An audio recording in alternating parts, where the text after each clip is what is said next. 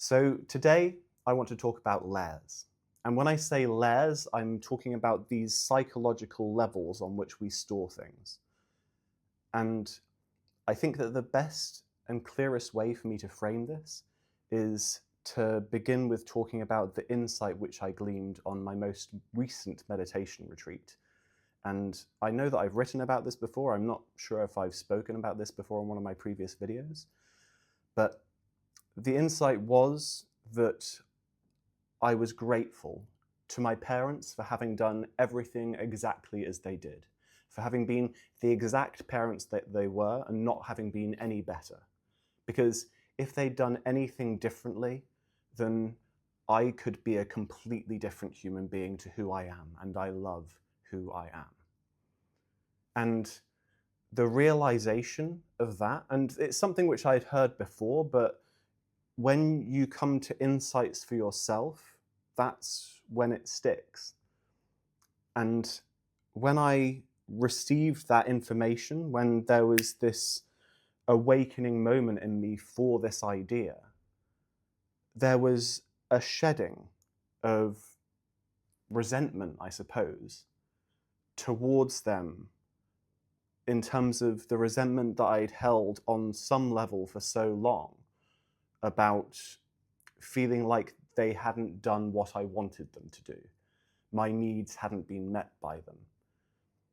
And when I had that realization, there was this assumption at some level of me that this had wiped the slate clean, that had removed all of the resentment, and that we could now go forwards without any hindrances. And I had a similar thing recently with my brother. I had this incredible conversation with him, and it was transformational. It allowed to remove a huge blockage that had been between us for so long. And that was certainly more on my side than on his. It was my perception that I was removing the blockage from. But again, it wasn't removed entirely. It's the first layer has been stripped away, or maybe even many layers, but it's penetrated deeply, that wound. And when I thought of this, I started to think about the meditation retreats, the many years of meditation that I did on all of these silent meditation retreats. And something which came in my mind a lot was heartbreak. One particular relationship where I'd felt like, one particular relationship where I'd really broken myself over. I'd become a shell of a human being for years after that relationship. And I think that I wanted, on some level, again, to punish myself, to put myself through difficulty to show how much it had meant to me, to prove that it was legitimate. And I struggled for years after that relationship, and again, on some level, I'm still carrying those wounds. Certainly, I've healed multiple levels of these wounds, but they still remain. And when I was on these meditation courses, I would think, oh, okay, I've spent so much time thinking about this and processing through this that this must be dealt with now. And then it would come to the next meditation retreat that I'd be on, or maybe a year later, several retreats later, and it would crop up again. And I'd be like, I thought I dealt with this. And I was having a conversation with a friend of mine recently where he was, again, talking about this idea of, I thought that I'd got through this. And I think this is a really common thing for us, to think that we've overcome an obstacle and that there are going to be no remnants of it whatsoever. But the way in which I understand it is that the metaphor which I have is a car crashing into layers upon layers of concrete. And you don't know how far that damage has penetrated.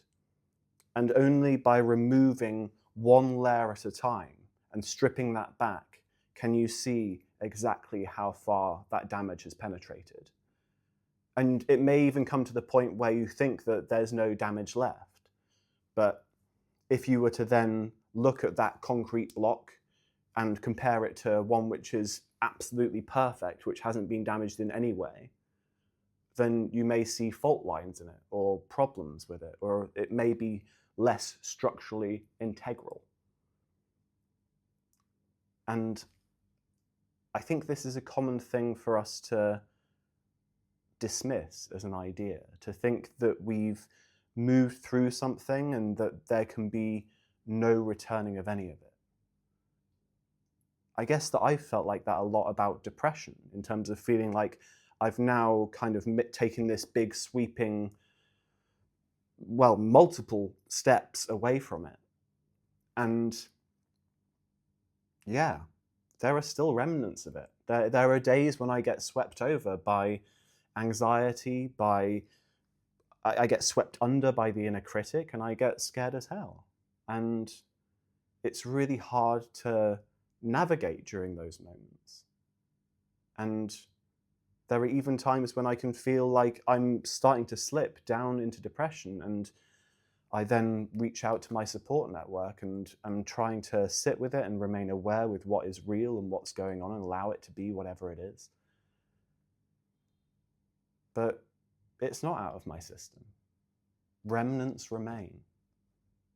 And the reason why I wanted to talk about this was because of a conversation that I had with my mum a few days ago. It was my mum's birthday, and I'd totally forgotten about it. And I sent her an Amazon gift voucher, which I always send her Amazon gift vouchers because I'm that thoughtful. But on the little message that you can send with it, I said, "Happy birthday, Mum. I definitely didn't forget."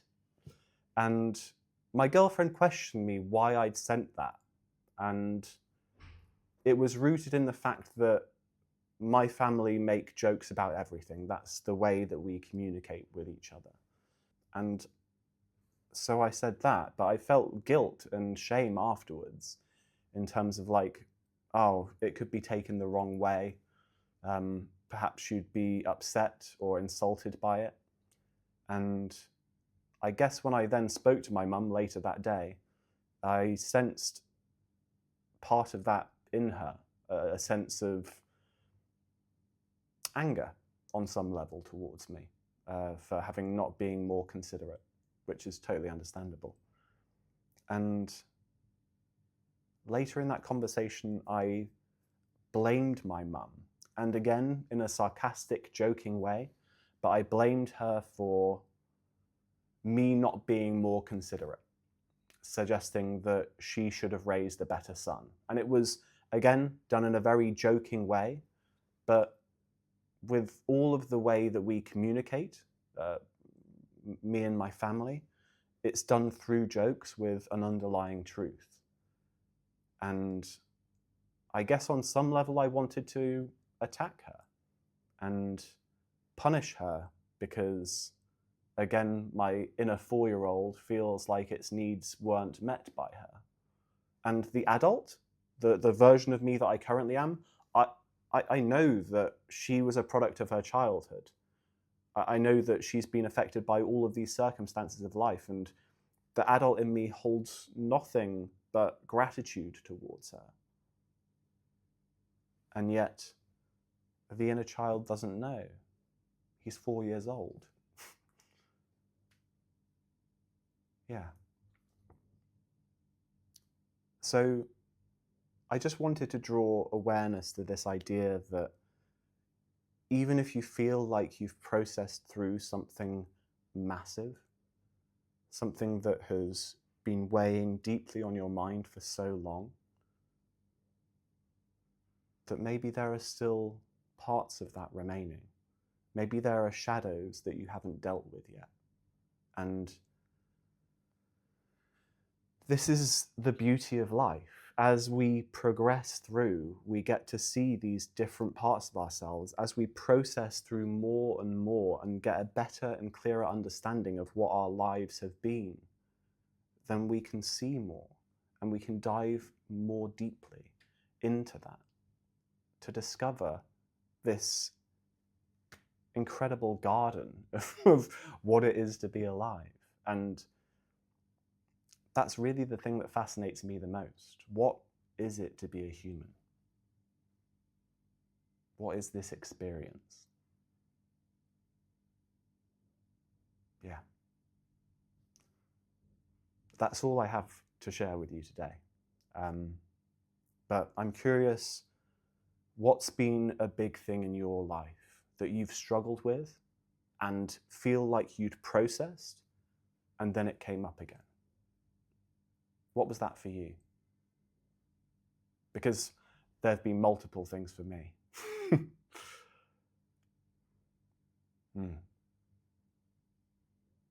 Yeah.